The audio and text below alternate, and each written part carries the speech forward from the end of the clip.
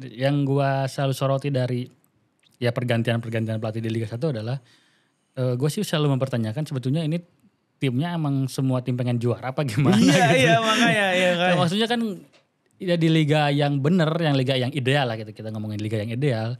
Nggak harus semua tim itu targetnya juara gitu.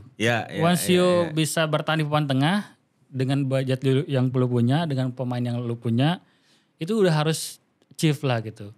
Bahwa nggak harus, wah ini jauh dari papan atas ganti pelatih gitu. Kalau memang timnya adalah ya calon degradasi ya udah. Itu targetnya beresin dulu musim baru ganti lagi gitu. Iya. Karena itu nggak bisa semua tim itu ya targetnya juara gitu. Pasti akan terjadi terus seperti ini di tengah musim ganti pelatih, di tengah musim ganti pelatih. Selamat datang di Asis.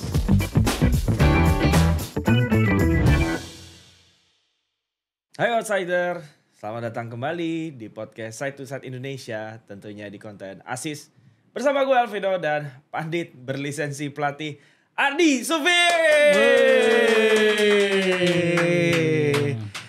Mungkin setelah episode ini naik, di notice lagi gak sama yang sebelah? Gak usah ngarep-ngarep ya. Jadi kita kesannya pansos gak bisa berjuang sendiri. Apa sih?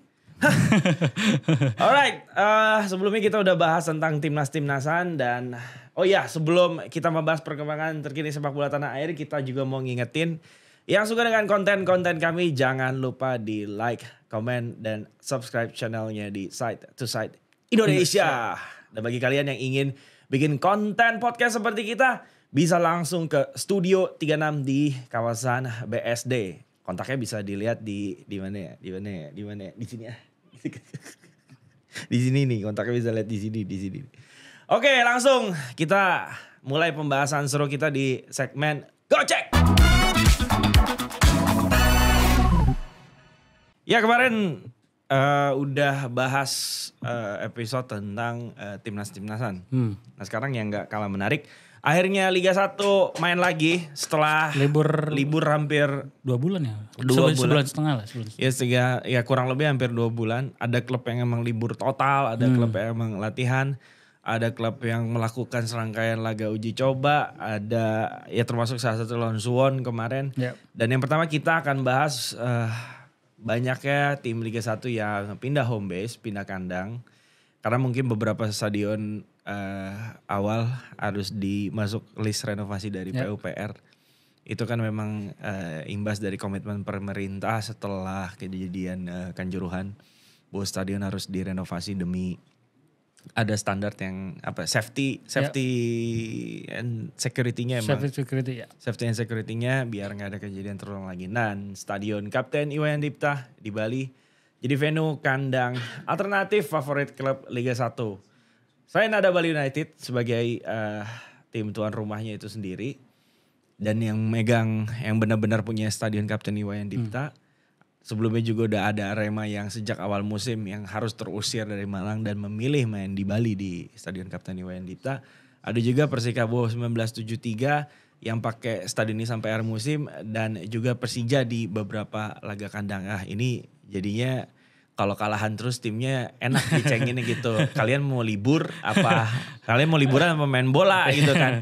Kesana cuma liburan doang gitu ya. Ya tapi jujur sih kayaknya godaannya juga di Bali buat pemain bola cukup gede juga ya. Itu kan buat yang gak bisa main di Bali. Mumpung kan ya. Makanya. Ada juga PSS. Selain Kapten Iwayan Dipta yang jadi favorit.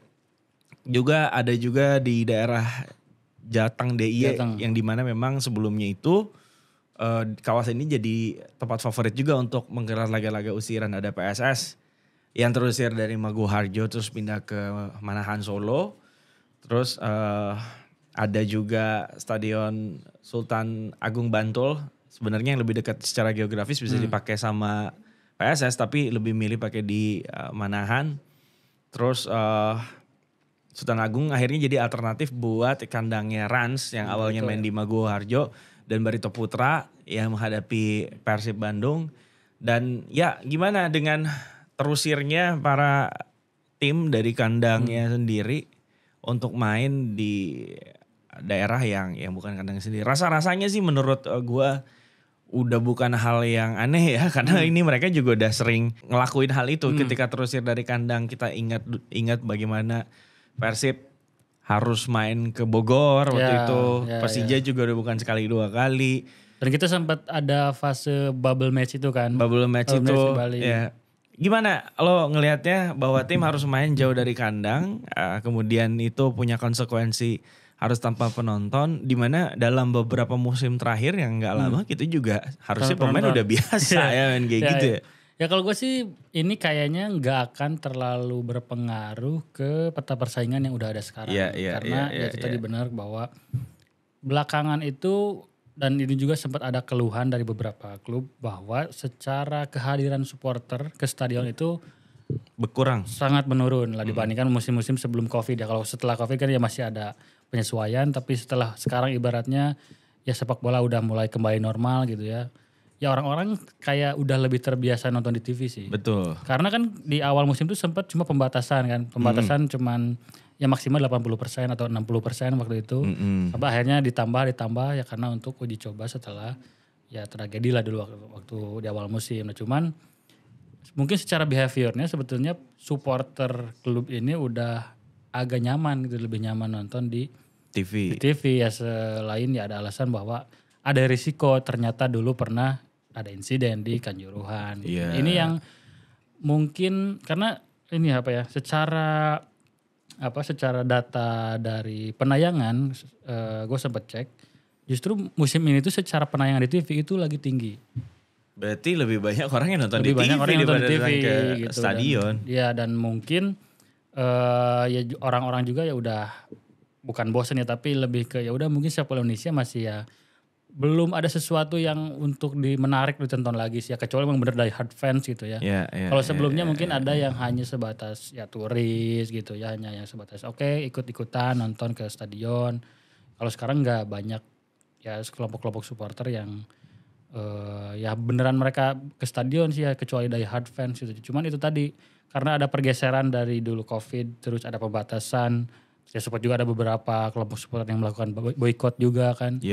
Itu yang akhirnya ternyata menjadi ya behavior yang berlanjut gitu, bahwa ternyata nggak harus nonton ke stadion gitu ya. Walaupun pada akhirnya buat klub ini jadi sesuatu hal yang merugikan gitu ya. Walaupun sempat ada statement bahwa sebetulnya pemasukan dari supporter itu, tiket supporter itu masih kalah dibandingkan sponsorship misalnya. Ya nggak terlalu signifikan. Nggak terlalu signifikan gitu. Tapi ya balik lagi bahwa sepak bola itu pertandingan yang cukup berpengaruh sebenarnya ketika supporter itu hadir. Cuman karena ya mungkin tim-tim Indonesia ini udah mulai terbiasa, harusnya nggak berapa. Tapi cuman yang agak menarik adalah kayak misalnya Persib nih. Persib justru lagi bagus di tandang dibandingkan di kandang. Iya benar. Itu jadi kayak anomali bahwa sebetulnya kehadiran supporter itu bisa jadi pemain ke-12 itu jadi lagi agak anomali nih. Bukan jadi pemain ke-12, jadi musuh ke-12 gitu kan. ke-12 akhirnya ya. Ya jadi emang kayaknya lagi ada pergeseran sih. Walaupun mungkin one day ketika bisa udah full lagi, stadionnya udah mulai bergairah lagi sepak bola Indonesia, itu pasti bakal berpengaruh juga ke performa tim. Emang setuju sih setelah Covid, terus tragedi Kanjuruhan gak boleh ada supporter. Jangankan itu ya, setelah Covid pun orang juga kayak udahlah enjoy nonton di TV apa gimana kemalaman gitu kan. Gue pun yang liputan ngelihat bahwa ya nih nggak serame dulu gitu nonton bola. Bahkan berpengaruh juga loh ke tim nasional gitu. Kalau timnas yang mainnya cuman mohon maaf nih kayak kemarin lawannya Burundi, Curaçao gitu. Walaupun udah ada upaya untuk memecah pertandingan keluar Jakarta waktu itu sempat ke Bandung, tetap aja nggak terlalu impact gitu. Mungkin kalau Argentina ya wajar lawannya Argentina. Terus kalau event kayak AFF pun gitu, kalau lawannya sekelas cuman Brunei, Kamboja, kayaknya masih kurang juga orang mau nonton. Tapi kalau udah lawannya Vietnam, Malaysia, Thailand, itu ada gitu. Ya gue ngerasa memang ada habit yang hilang gitu dari budaya nonton ke stadion akhir-akhir ini dibandingkan yang dulu. Tapi gue nggak, ini belum valid ya, karena gue cuma berbicara berdasarkan perasaan dan pandangan mata aja. Dan gitu mungkin ya ini mungkin juga ya bahwa beberapa orang yang dulunya lagi rajin di stadion udah mulai secara usia udah mulai bertambah juga. Iya. Jadi udah ya udahlah, ada yang sebelumnya masih bisa seru-seruan sama teman-teman ke stadion, sekarang ya udahlah, udah ada keluarga, mending nonton di rumah aja gitu.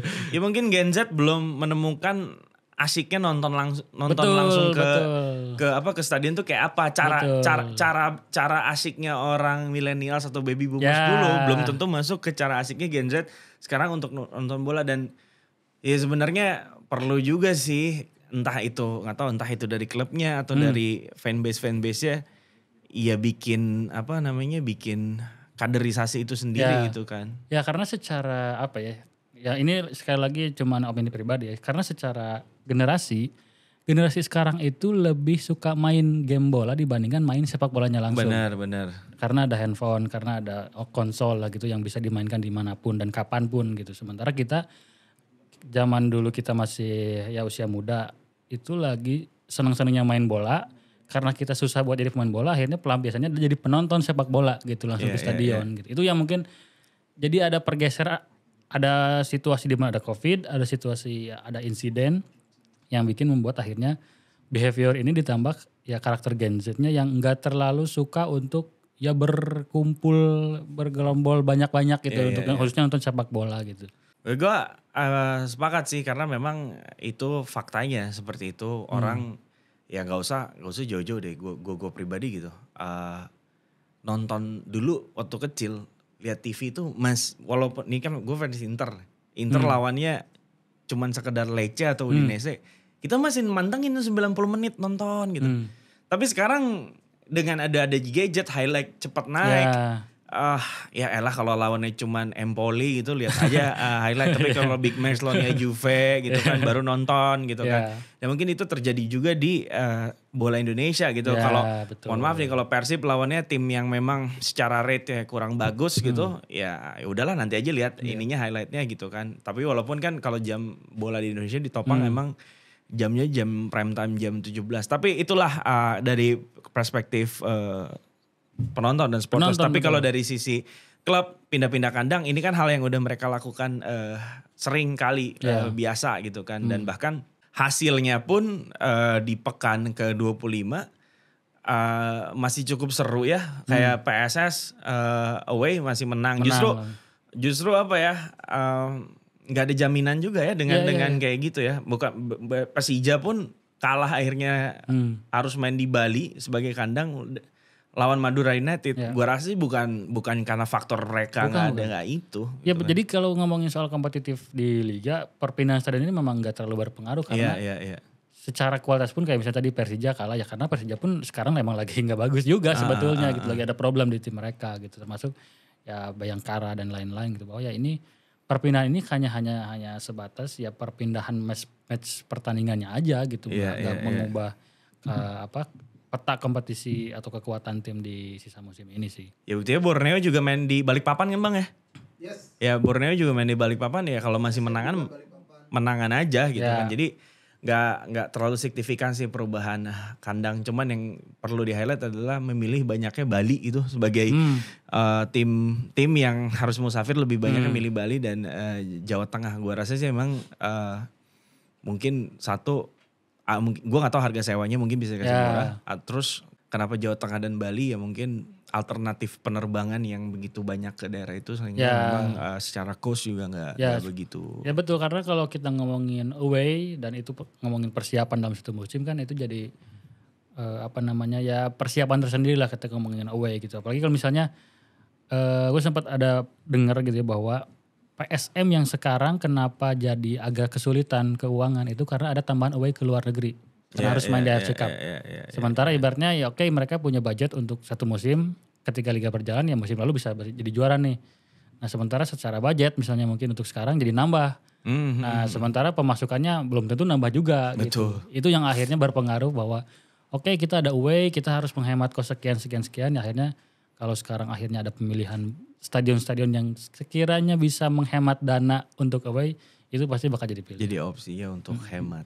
Oke, berikutnya ada kabar soal kedatangan Widodo Cahyono Putro yang beberapa waktu lalu masih ngelatih Liga 2 sama Deltras. kemudian jadi pelatih Arema.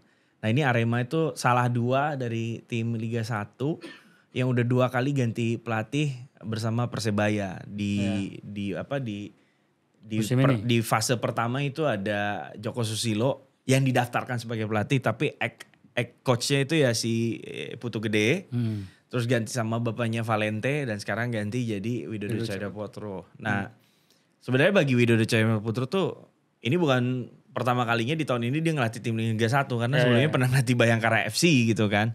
Nah, lo ngeliatnya gimana nih Arema sama Widodo di sisa pertandingan yang ada, apalagi ini di tanggal kita siaran baru-baru juga kan nonton Arema lawan Rans nih, apalagi pertandingan pertama yaitu dia yang tadi gue bilang lawan Rans. Lu ngeliatnya gimana Widodo efeknya? Gue dulu pernah ngobrol atau interview langsung dengan Widodo 2016 waktu itu dia masih ngelatih Sriwijaya FC di ISC. Waktu itu dia habis ketemu Persib, gue wawancara, gue menggali lah dia sebetulnya secara karakter pelatih itu seperti apa sih gitu. Ternyata dia itu katanya pengen tim yang dia latih itu punya tujuan bahwa tim yang gue latih adalah menjadi wadah buat para pemain muda ke timnas. Dan akhirnya dia akan selalu memainkan atau mengandalkan pemain-pemain muda gitu. Nah, makanya buat di Arema misalnya kalau dikaitkan dengan konteksnya di sekarang akan ada beberapa pemain yang harusnya bisa mendapatkan spotlight lebih lah di bawah Widodo gitu. Kayak misalnya Ahmad Syarif, dia masih 20 tahun, dia pemain belakang. Mungkin kalau beneran bisa mendapatkan jam terbang lebih banyak lagi, terus Arema juga mainnya lebih baik, Ahmad Syarif mungkin bisa jadi salah satu pemain yang juga bisa jadi opsi buat timnas sih. Kalau secara karakter permainan sebetulnya belum kelihatan karena baru 1 match juga kan. Tapi secara karakter dari Widodo dilihat dari tim-tim sebelumnya, ini tipikal pelatih yang biasanya pakai formasi 4-3-3, terus berusaha main konstruktif, berusaha menguasai bola lebih banyak. Cuman ya secara kualitas pemain Arema itu bukan tim yang dibangun untuk bermain seperti itu. Loko Lingoi lebih enjoy buat main lari, buat main speed gitu ya, yang banyak main counter attack gitu, terus main direct gitu karena posisinya jauh tinggi. Terus penyerangnya tuh Gilbert juga tipikal tipe striker yang jangkung gitu, bukan yang beneran bisa main umpan-umpan pendek. Jadi mungkin butuh waktu kalau memang ingin bisa sepenuhnya mengikuti karakter permainan dari Widodo. Tapi seenggaknya dengan bisa menang di laga debut itu udah jadi ya modal lah bahwa dia perubahan ini bisa dilakukan dengan cepat gitu. Laga debut menang tentunya ini moral ya buat tim, moral naik. Tapi apa jadinya tim yang satu musim ganti pelatih 2 kali? Apakah ya memang akhirnya Fernando Valente nggak bisa menjawab tantangan itu untuk naikin Arema. Tapi jujur gue pribadi sih terlepas dengan adanya masalah di Arema, dengan Valente sebenarnya permainan tuh bukan permainan ya, statistik tuh emang agak naik ya si Arema. Terus sekarang ganti Widodo. Itu kalau tim dalam satu rangkaian kompetisi ganti pelatih 2 kali, apa enggak kagok harus adapt lagi, harus ganti opsi game plan-nya gimana? Atau lu ngelihat ada gak sih kesamaan antara Valente dan Widodo yang sehingga anak-anaknya tuh gak terlalu gue gak terlalu harus adaptasi lagi dengan pelatih baru gitu. Pergantian pelatih di tengah musim itu otomatis sudah pasti akan mengubah banyak sesuatu lah. Biasanya pelatih yang disiapkan di awal musim dia bisa memiliki keleluasaan dalam memilih pemain. Apalagi di Indonesia yang cukup berpengaruh akan kualitas pemain asing. Tapi ketika pelatih itu datang di tengah musim dengan udah ada pemainnya, dengan pemain asingnya juga pelatih yang pilihan sebelumnya gitu ya, itu buat dia justru harus beradaptasi dengan pemain yang ada. Dia tidak bisa membangun, tapi harus meneruskan. Terus dia harus meraba-raba, gue pemain karakternya seperti ini, gue nggak bisa mengubah di tengah musim juga gitu. Dan akhirnya kalau secara progresnya pasti yang paling penting dari Widodo sekarang adalah bagaimana caranya untuk bisa survive dari zona degradasi gitu. Kalau secara karakter permainan, Fernando Valente itu di awal musim bagus, beberapa pertandingan gak terkalahkan sampai akhirnya terakhir kalah 1-4 kalau nggak salah dari PSIS atau PSS. Itu yang bikin akhirnya Fernando Valente diberhentikan. Selain juga ada kalau nggak salah beberapa isu miring bahwa katanya ada juga di media bahwa Fernando Valente ini ada kasus rasisme ya katanya dengan salah satu pemain atau beberapa pemain di Arema katanya. Itu yang bikin mungkin secara secara tim Arema masih bermasalah gitu ketika ada pergantian di dari Putu Gede ke Fernando Valente. Nah harapannya adalah dengan adanya Widodo Ceputro dengan pelatih yang lebih lokal, ini bisa lebih menyatukan lagi tim supaya bisa benar-benar bareng-bareng untuk bisa ya selamat dari zona degradasi. Karena kalau secara permainan sebetulnya gue nggak terlalu melihat bahwa Widodo ini pelatih yang bisa membuat timnya bermain cantik banget gitu. Misalnya kayak Rama Darmawan itu pelatih yang bisa mendapatkan keleluasaan supaya dia bisa mendapatkan pemain yang dia inginkan. Lalu dia bisa menerjemahkannya ke bagaimana cara timnya itu bermain. Nah kalau Widodo ini beneran masih belum banyak pengalaman yang bisa dia harapkan untuk bisa bermain bagus gitu. Bagus dalam artian main possession, cantik gitu, enak dilihat gitu. Tapi kalau ngomongin soal hasil mungkin Widodo bisa jadi jawaban karena dengan situasi seperti sekarang ya yang paling penting adalah hasil gitu, bukan lagi bagaimana caranya bermain. Arema itu ngingetin sama Borneo FC musim lalu yang juga ganti pelatih 2 kali dalam semusim. Itu ada Mario Gomez, kemudian Risto Vidakovic sekarang ke PSS dan terakhirnya sama Fahri Husaini. Apakah hasilnya berubah atau menjadi lebih baik? Ya udah terlihat hasilnya enggak juga kan, ganti pelatih 3 baik. Ternyata yang namanya perubahan itu enggak menghasilkan sesuatu yang baik, anjing gitu. Saya setuju banget ya. Enggak. Nah, sorry. Cuman gini, yang gua selalu soroti dari ya pergantian pelatih di Liga 1 adalah gue sih selalu mempertanyakan sebetulnya ini timnya emang semua tim pengen juara apa gimana gitu. Iya makanya. Nah, maksudnya kan ya di liga yang bener, yang liga yang ideal lah gitu. Kita ngomongin liga yang ideal. Gak harus semua tim itu targetnya juara gitu. Once you bisa bertahan di papan tengah dengan budget yang lu punya, dengan pemain yang lu punya, itu udah harus achieve lah gitu. Bahwa gak harus, wah ini jauh dari papan atas, ganti pelatih gitu. Kalau memang timnya adalah ya calon degradasi ya udah itu targetnya beresin dulu musim baru ganti lagi gitu. Iya. Karena itu nggak bisa semua tim itu ya targetnya juara gitu, pasti akan terjadi terus seperti ini di tengah musim ganti pelatih, di tengah musim ganti pelatih. Tapi gue ngelihat itu kenapa kayak gitu? Mungkin gak sih karena sedikitnya kompetisi di Indonesia gitu. Jadi yang satu-satunya trofi tersisa ya cuma Liga doang gitu. Kalau di luar negeri kan ada Carabao, ada FA, ada Champions League-nya gitu. Jadi kalau lo gagal Liga, lo masih bisa dapat trofi ciki hiburan gitu kan. Jadi maksudnya masih ada peluang-peluang bagi fans untuk merayakan gelar juara di saat memang gelar juara di liganya tuh udah nggak mungkin didapatkan gitu. Jadi memang ya udah targetnya juara karena trofi yang tersisa satu-satunya cuma itu pre-season kita nggak ada gitu kan. Nah di zona degradasi sekarang Arema bersama Widodo, tadi lo optimis bahwa Widodo bisa ngangkat Arema dan persaingan terdekatnya adalah Persikabo 1973 dan Bayangkara yang dimana sampai sekarang pelatih barunya belum bisa ngasih hasil yang diharapkan. Bayangkara sempat menang, itu pun lawan Persita, tim yang udah mereka kalah. Jadi Bayangkara tuh di musim ini baru menang 2 kali dan dua-duanya menang dari Persita gitu kan.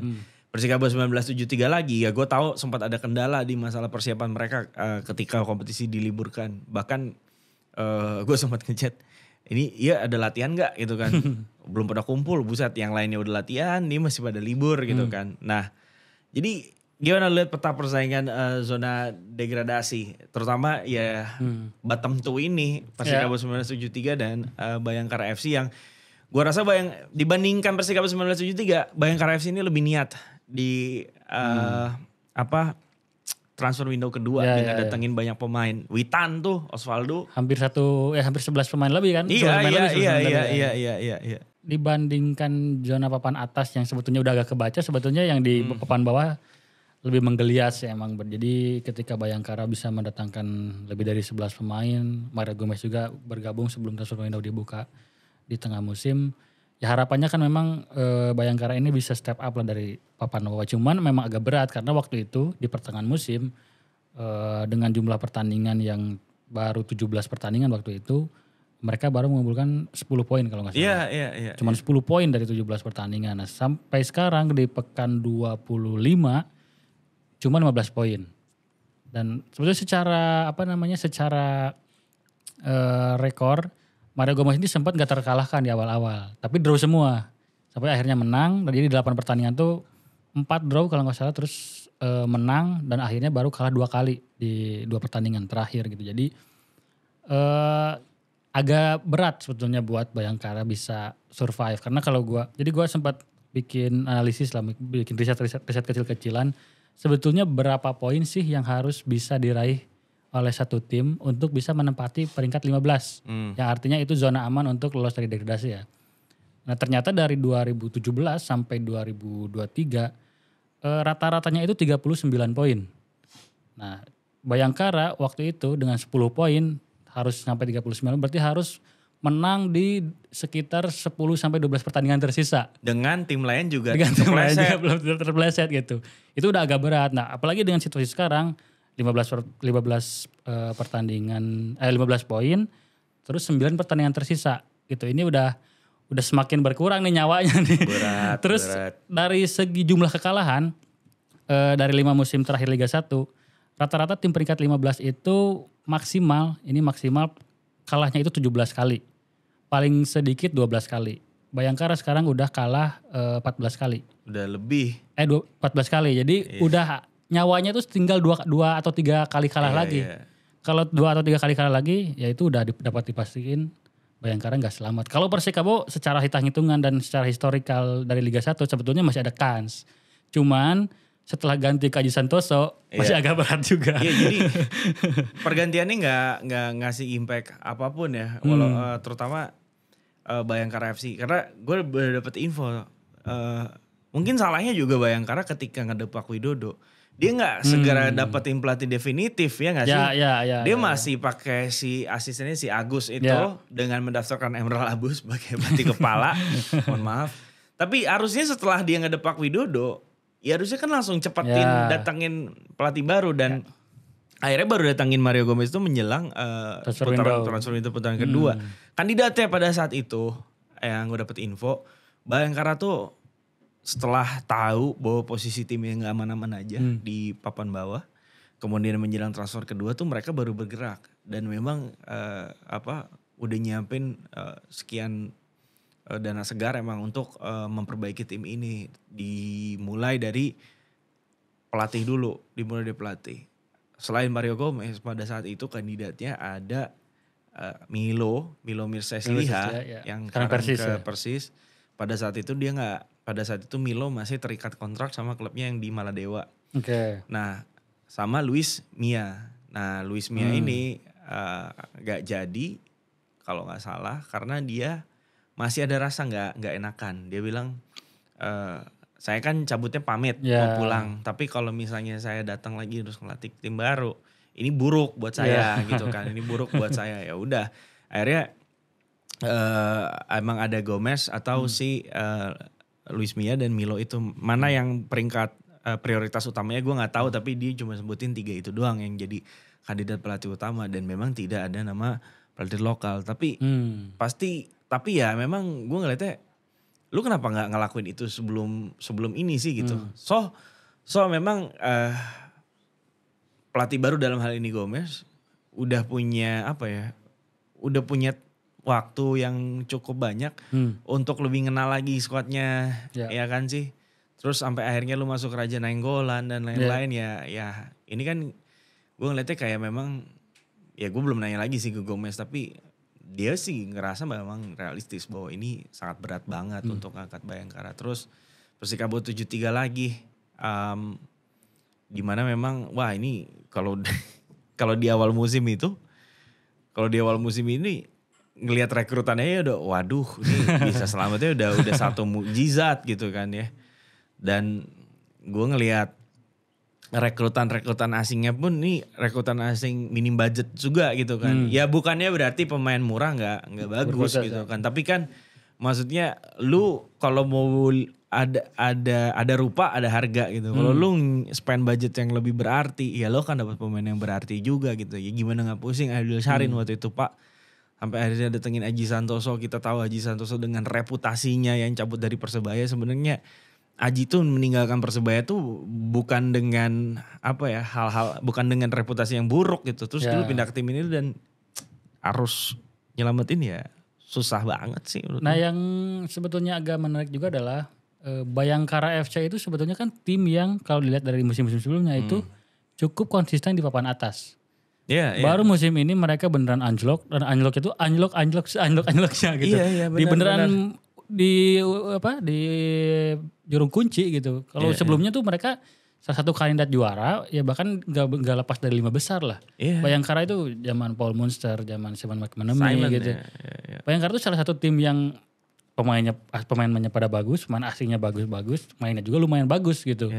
Dan anehnya mungkin dari secara manajerialnya kan Pak Sumardi mulai fokus ke timnas juga kan mungkin jadi ada beberapa hal yang miss dan akhirnya Pak Sumardi balik lagi kan tengah musim gitu. Itu yang harapannya ada perubahan di Bayangkara. Tapi mungkin salah satu atau satu-satunya cara untuk menyelamatkan Bayangkara adalah ya jumlah degradasinya jadi berkurang karena 20 tim itu loh. Tapi gue ngeliat karena memang ini gak lepas dari isu di awal musim juga yang pengen tim ini dipakai untuk pemain-pemain muda. Mungkin dengan confident-nya oke nih pemain muda gue percaya diri.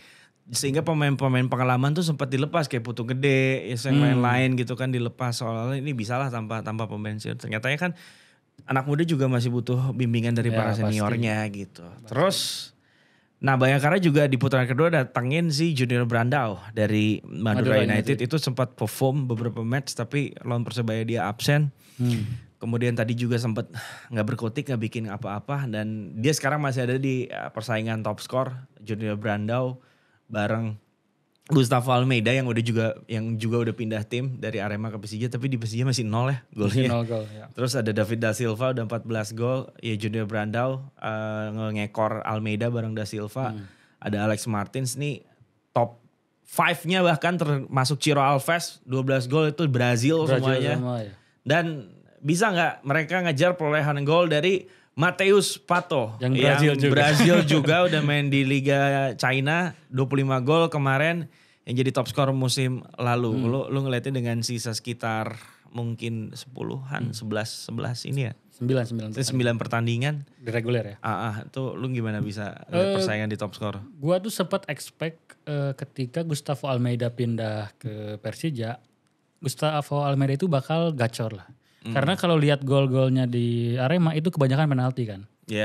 Tapi di Persija itu secara gameplay, gue cepat ngecek statistiknya bahwa Persija itu jadi tim dengan jumlah touch ball in the box-nya, touch ball di kotak penaltinya itu paling banyak, tertinggi. Tapi pada akhirnya ketika dia tidak bisa mencetak gol, akhirnya wajar karena ya gak punya striker killer gitu. Nah dengan punya Gustavo Almeida, gue expect bahwa wah ini kayaknya bakal menggila nih Persija di putaran kedua. Tapi mungkin apesnya ketika dia masuk, dia langsung cedera kan. Dia ada periode di mana dia cedera dan baru main tuh setelah 2 atau 3 pertandingan. Dan itu mungkin yang akhirnya dia belum bisa kembali ke performanya dia ketika di Arema. Dan untungnya gitu ya kalau melihat dari perspektifnya dari Almeida, DDS juga lagi mandek jumlah golnya, lagi belum nambah lagi. Alex Martin juga lagi mandek. Terus Brandao yang awal-awal sempat bagus juga kan di awal dia gabung ke Bayangkara dia sempat langsung bikin gol tapi lagi turun lagi juga. Jadi ini kalau gua apakah mereka bisa sampai 25 gol kayaknya enggak. Karena secara performa mereka sebetulnya lagi off lah, enggak sebagus mereka di putaran pertama. Cuman biasanya striker itu kalau udah ngegolin sekali, dia akan ngegolin terus. David Da Silva itu di awal musim sempat kesulitan bikin gol. Sampai akhirnya dia bikin gol beruntun. Nah sekarang dia udah mulai paceklik lagi gitu. Jadi mungkin ya untuk seorang striker itu butuh ada suatu pemantik. Ya mungkin walaupun hanya gol penalti tapi itu bisa mengembalikan kepercayaan diri lagi. Tapi untungnya Persib tuh punya Ciro juga gitu. Jadi once dia off, satu lagi on off kayak gitu. Ya itulah yang membedakan dengan misalnya ya Persija sekarang gitu. Kalau Persija Almeida-nya gak bisa mencetak gol ya berharap lagi ke Rio Matsumura. Ya sementara Matsumura kan bukan goal scorer gitu. Dia kreator sebetulnya kan. Sebetulnya kalau kita lihat cara main dia di Persis Solo musim sebelumnya ya dia kreator gitu, bukan sebagai pencetak gol gitu. Dan di pemuncak klasemen Borneo FC juga Felipe Kandinazi awalnya sempat dipertanyakan, cuman perlahan dia mulai bisa cetak gol. Tapi tetap aja kan untuk urusan cetak gol dominasinya ada di Stefano Lillipali, which is dia bukan goal getter sejatinya. Sehingga gue mikir bahwa peran dari Pato ini ya belum tergantikan sama siapapun gitu kan. Belum ya. Dan jadi kalau boleh dibilang antara top 4 di atas, praktis cuma Persib doang yang punya banyak opsi untuk di lini depan. Antara betul. Bali United, you name it, si Jefferson kayaknya belum bisa, belum masih kurang lah. PSIS, Fortes udah cabut. Opsinya tinggal entah Marukawa lu maju ke depan atau ya Pedrinho. Ya atau Gali gitu kan. Gali gitu kan. Tapi kan maksudnya torehan golnya tuh enggak yang udah nembus 2 digit gitu kan. Nah, dan di lokal ya itu tadi gue bilang Borneo ketolong sama gacornya Stefano Lillipali. Sekarang yang udah bikin 10 gol dan dia ini jadi penyerang berpaspor Indonesia, penyerang lokal yang paling tajam, paling produktif dengan 10 gol. Di bawahnya ada Malik Rizaldi, kemudian Ramadan Sananta masing-masing bikin 7 gol. Dedik Drogba 6 gol, dari Ricky Cawor tadi yang baru bikin 2 gol.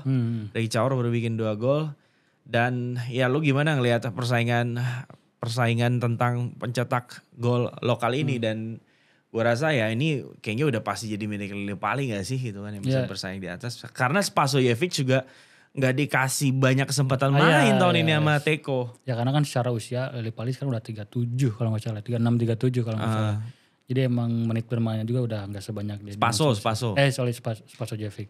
Terus kalau ngomongin penyerang lokal ya, kalau secara kans untuk mencetak gol sebetulnya kenapa Lillipali bisa bikin banyak gol karena dia set piece taker juga. Dia penalti, dia juga free kick dan dia lagi bagus lah untuk direct free kicknya.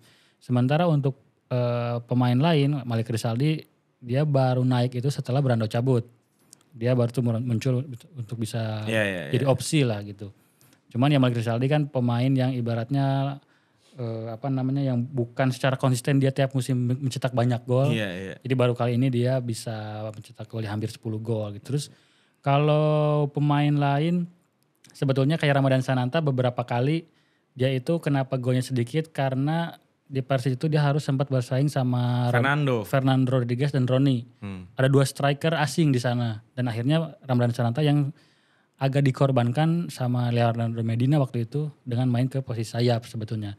Sekarang Rodriguez cabut, Sanantanya lagi cedera. Jadi emang agak berat nih walaupun secara postur, secara kemampuan ya Sananta ini memang yang paling punya potensi untuk bisa bersaing lah penyerang lokal dengan penyerang-penyerang asing gitu. Nah, pelan-pelan juga sebetulnya ada Hoki Caraka yang udah mendapatkan banyak kesempatan bermain di PSSI. Yang lain agak berat sih. Dedik ya Arema juga lagi jelek. Masih ada Loko Linggoy di sana yang jadi goal getter, yang bisa jadi goal getter dan Gilbert juga. Agak berat sih, masih agak berat karena nggak banyak pilihan penyerang lokal di musim ini sih. Karena si Hoki Caraka juga awalnya yang diprediksi bakal dari cadangan si Yeven.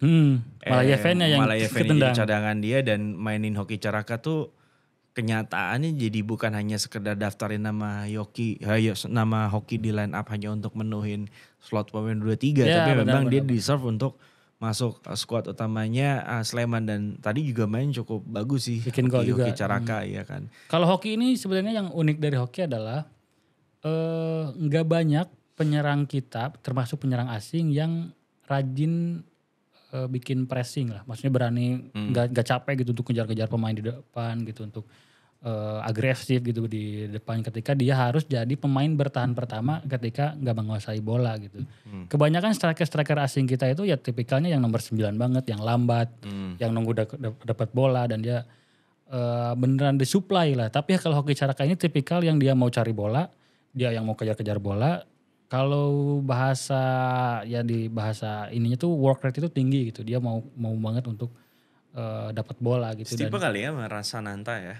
Sananta juga. Maksudnya tipikal Sananta yang badannya tuh seolah-olah looks like kayak pemain nomor 9. Tapi ternyata dia work rate-nya juga tinggi dan juga. Dan itu kaitannya juga kenapa STY itu pilihan strikernya hampir mirip-mirip, Dendi dan juga Dimas Derajat dan juga ya Dedik juga tipikal yang dia pernah bisa diandalkan untuk main pressing gitu. Dan ini sih mungkin secara karakter permainan nomor 9 Indonesia itu bukan finisher murni gitu.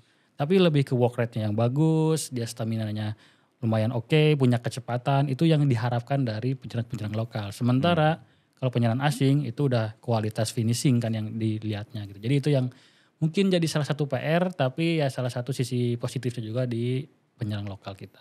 Oke, kita beralih ke liga yang gak kalah pentingnya, udah masuk fase-fase krusial. Ini Liga 2, ini 3 dari 4 tim terbaik mungkin akan menggantikan posisi Bayangkara FC ataupun Persikabo 73 di musim depan.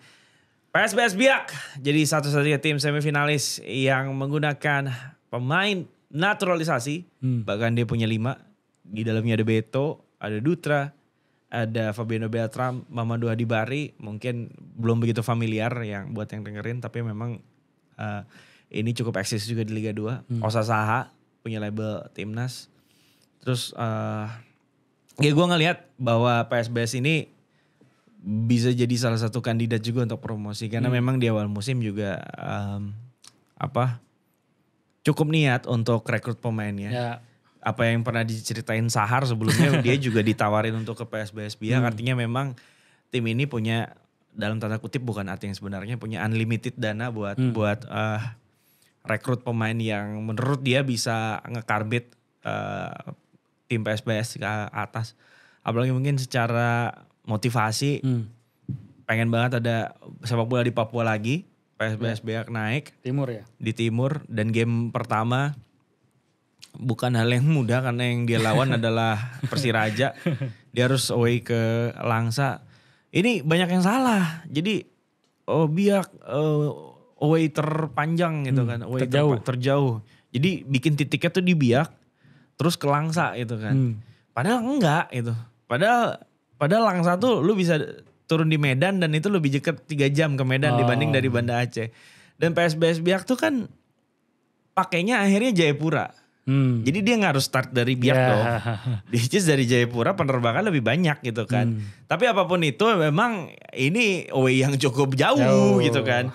Away yang cukup jauh, dan kalau gue melihat bahwa Persiraja pun setelah dia kan lolos sebagai runner up terbaik ya. Runner terbaik, tapi memang persaingan di grupnya Persiraja sama Padang waktu itu ada PSIM sama Bekasi emang cukup ketat juga sih ngelihatnya gitu kan. Dan kelihat performa Persiraja di fase awal-awal juga.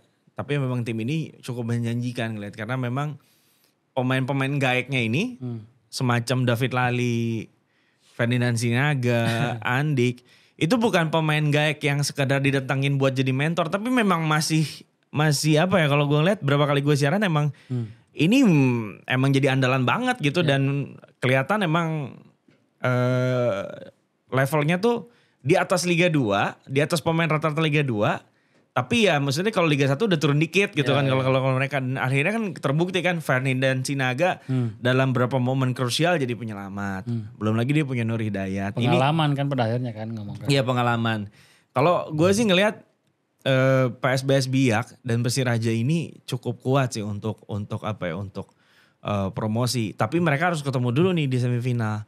Pun siapa yang kalah, gue rasa akan menang di perebutan tempat ketiga gitu. Lawan dari pool sebelahnya nih antara Semen Padang dan Malut United FC. Jadi sekaligus menjawab prompter kalau gue pribadi ya. Kalau gue pribadi, gue sih mengunggulkan si Biak dan Persiraja. Satunya lagi siapa? Gue nggak tahu, karena menurut gue PSBS sama Persiraja itu kayak final ini ideal. Final idealnya yang udah terjadi di final. Lu ngeliatnya gimana? Kalau gua dari awal musim justru menjagokan Malut United. Karena apa? Karena gua di sebelum Liga 2 dimulai itu sempat juga ditawarin ke sana. Dan dia jadi salah satu tim yang budgetnya juga nggak kalah Jadi kan ya kalau ngomongin Liga 2 tuh ya pasti gede-gedean budget kan. Anda gak usah sombong, saya juga ditawarin. Ya kan? Saya juga ditawarin, cuman aduh gimana ya. Ya tahu lah ya. Ya cuman maksudnya Malut United itu secara persiapan tim memang lebih oke dibandingkan tim-tim yang lain. Yes. Dan mereka itu berani melakukan transfer pemain. Betul. Hari Nur dari PSIS dibeli Wawan Febrianto. Ya Fred juga Alwi. Banyak pemain dari Liga 1 yang akhirnya main di Malut United. Dan kalau gue ngomongin secara kualitas tim, ini harusnya tim-tim yang seenggaknya ya ada di Liga 1 gitu. Walaupun di papan bawah gitu. Tapi ya ini kualitasnya tuh pemain-pemain di Liga 1. Dan kayaknya gue tuh awalnya ngira ini kayaknya Malut cuman bertahan bisa setengah musim lah gitu ya. Bisa di atas gitu. Pemain-pemainnya ya biasalah kayak Kalteng Putra gitu kan. Ternyata cukup kuat juga bahkan sampai masuk sampai final sih. Jadi kayaknya gue tetap percaya bahwa Malut ini lagi benar-benar siap buat promosi ke Liga 1 musim ini. Ya sih Malut lawannya Semen Padang. Tapi siapapun yang masuk final, gue pastikan final Liga 2 itu gak seru ya. Karena dua-duanya udah pasti lolos gitu. Justru yang seru tuh the real final itu di perebutan 3-4 yang akan banyak drama. Kalau lu ingat dulu yang sempat viral videonya yang Egy Melgiansa. Di mana hati nuraninya wasit? Ya kan Egy Melgiansa kan. Masya Allah wasit. Terus iya Bahkan Sari udah itu kan Egy Melgiansa. Kemana itu orangnya? Serang ya kalau nggak salah. Serang, Liga 3. Nah, terus kalau dari individu per individu di Liga 2, ada gak sih yang menurut lo tuh ini pemain bakal jadi rebutan buat klub-klub Liga 1 di musim depan? Entah itu klub yang udah naik atau klubnya yang belum. Gue sih agak menarik hati itu pemain PSIM si Ari Maring. Itu cukup bagus juga dan menurut gue bisa main di Liga 1 musim depan ya. Ini memang yang dia belum main di Liga 1 gitu. Tapi kalau misalnya pemain-pemain Liga 2 yang diprediksi akan direkrut klub Liga 1 tapi dia udah pernah main di klub Liga 1, menurut gue udah gak aneh gitu kan. Tapi kalau in general, in overall, menurut lo ada gak sih yang sekiranya akan dipantau oleh klub-klub Liga 1? Ada konon kabarnya terakhir gue gak denger tuh striker justru pemain asing ya yang Semen Padang si Ngoke itu udah mulai banyak tawarin klub Liga 1 gitu. Kalau gue sih kayaknya kan Liga 2 itu pemain mudanya cukup banyak dan kayaknya pemain-pemain muda yang akan lebih dicari apalagi kalau misalnya musim depan masih akan ada aturan U23 misalnya. Betul.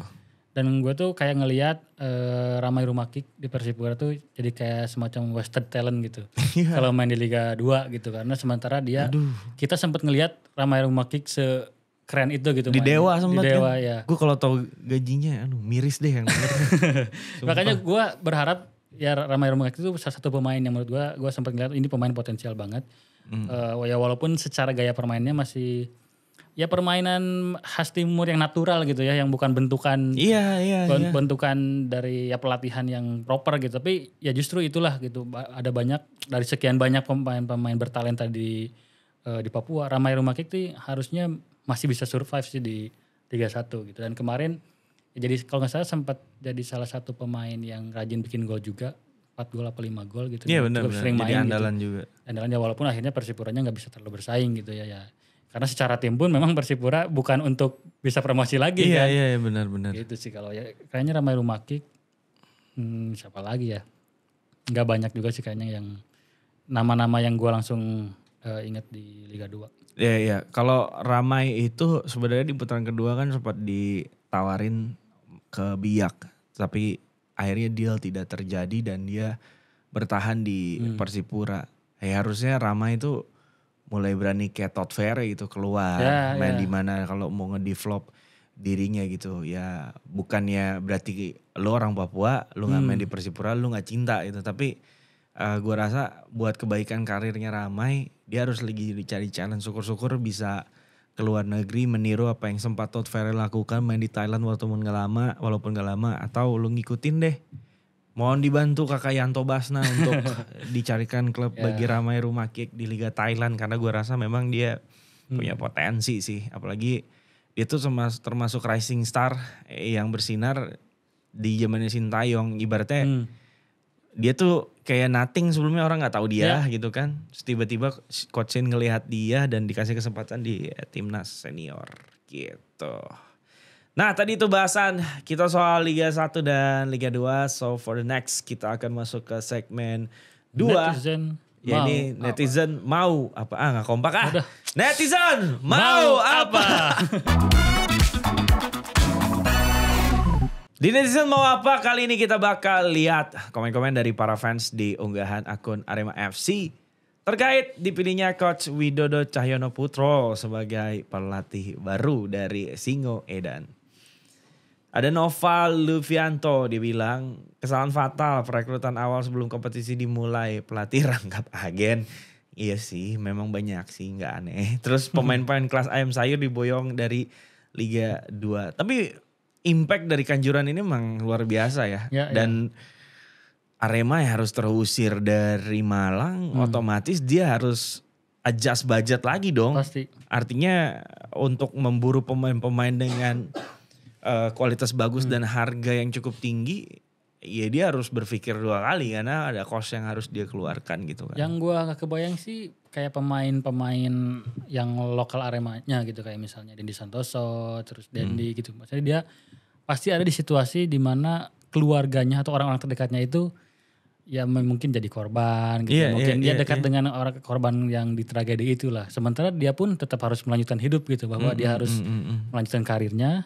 Tapi di sisi lain dia pun ya ada sisi itu gitu ketika dia harus main, tapi ada sisi itu bahwa dianggap misalnya ini gak empati lah dan lain-lain gitu. Gua agak pasti jadi ya cukup mengganggu lah, atau jadi yang membuat si para pemain ini gak clear gitu ketika main, ketika dia menjalani latihan, menjalani musim ini gitu. Itu sih kayaknya yang bikin Arema ini gak terlalu bisa ngangkat, ya mungkin selain itu juga ya masih berdosa lah itu tanda kutip dengan tragedi itu, ya akhirnya ya Arema ini agak susah sebetulnya buat diselamatkan sebetulnya.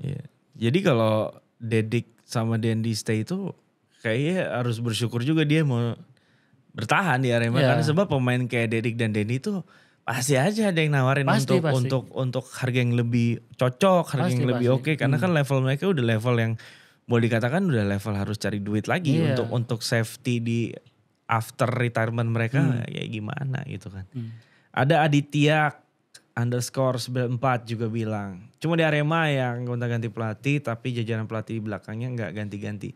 Mungkin itu yang bikin Valente juga nggak bisa leluasa untuk develop Arema ya, karena dia nggak bawa gerbong ya setahu gue juga. Karena sekarang itu lagi ada situasi di mana manajemen tim itu lagi agak hati-hati memilih pelatih dengan gerbong-gerbongnya. Mungkin kayak gue tuh pernah denger dari PSS lah, PSS Sleman sebelumnya itu sebelum ganti ke Carlson, ya ketika dia harus nge-cut seorang pelatih, ya gerbongnya harus dibawa dong gitu.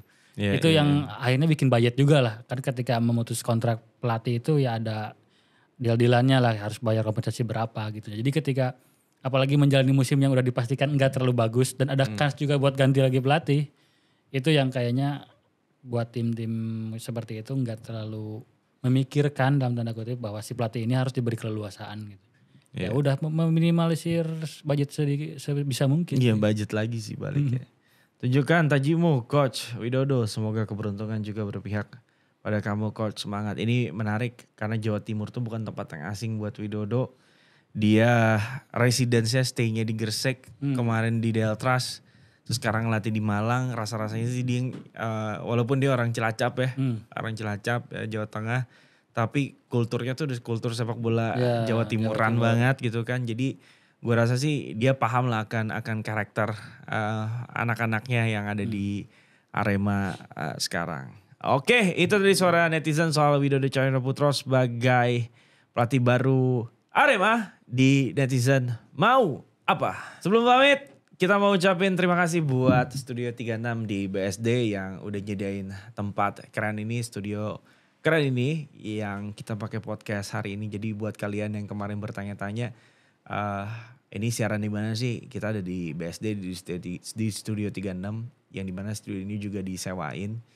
Jadi kalau kalian emang mau bikin konten podcast ya datang aja di sini. Nanti kontaknya juga udah dikasih, sebelumnya ada di awal. Kalian juga bisa lihat, kunjungin aja, Instagramnya juga ada. Dan buat UMKM yang mau promosiin silahkan promosiin usahanya di sini.